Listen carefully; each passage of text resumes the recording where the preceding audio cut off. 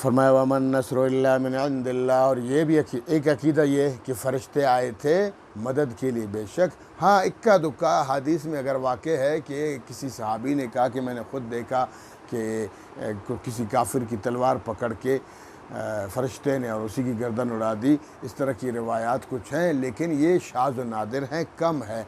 आम तौर पर वो सिर्फ़ उभारने के लिए, तरग़ीब देने के लिए और हौसला अफजाई के लिए फ़रिश्ते उतारे गए थे। बाकी जंग की है मोमिनों ने और जिहाद किया है सहाबा किराम ने और शिकस्त दी है सहाबा किराम ने। वो सिर्फ़ दिलों को मजबूत करने के लिए दुनिया में आए थे, नीचे उतरे थे।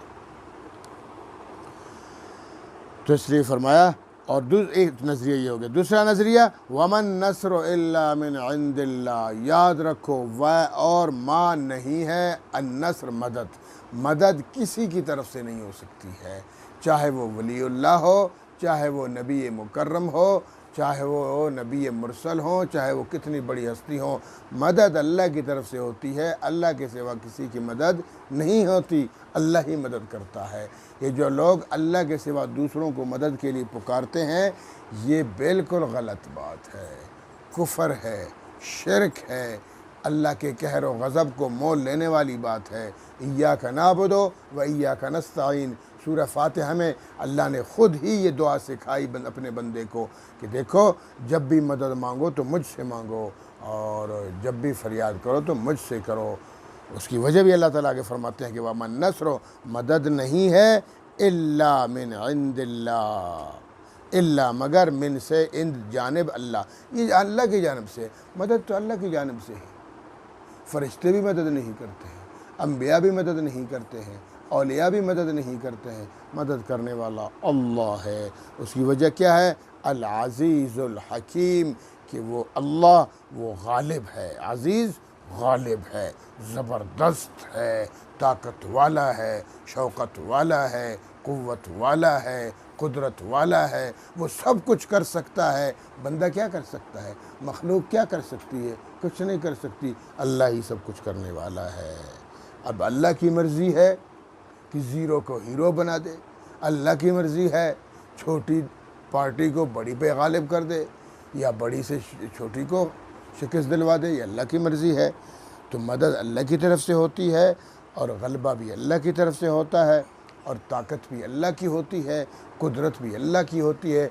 जब गलबा अल्लाह पाक का है और किसी का गलबा नहीं है। और आगे फरमाया हकीम भी है अल्लाह, हिकमत रखने वाला है कि इस मदद में कोई भी मदद अल्लाह रब्बुल आलमीन भेजता है, मदद फरमाता है, तो उस मदद में पीछे बड़ी हिकमत होती है। वो हिकमत भी अल्लाह जानता है, अल्लाह के सिवा कोई नहीं जानता।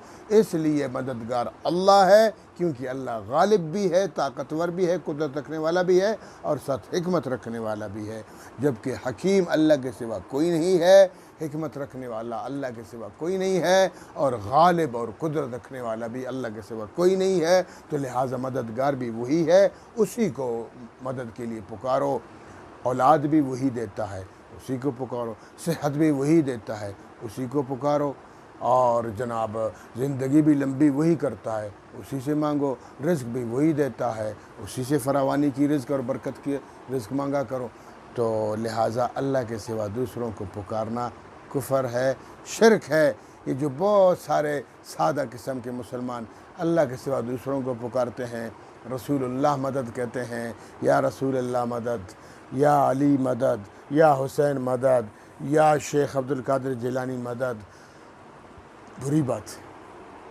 अल्लाह इनको हिदायत नसीब फरमाए। गलत करते हैं। कुरान का ये सबक नहीं है, कुरान का ये दर्स नहीं है, कुरान की ये तालीमात नहीं है, न कुरान की तालीमात है, न पैगम्बर इस्लाम सल्लल्लाहु अलैहि वसल्लम की तालीमात है। फरियाद अल्लाह से करो, दुआ अल्लाह से करो, अल्लाह से मदद मांगा करो। सहाबा किराम ने भी अल्लाह से मदद मांगी, नबी पाक ने, नबी मुकर्रम सल्लल्लाहु अलैहि वसल्लम ने भी अल्लाह से मांगी मदद, तो अल्लाह ने मदद भेज दी। तो मदद करने वाला अल्लाह है, अल्लाह के सिवा कोई मदद नहीं।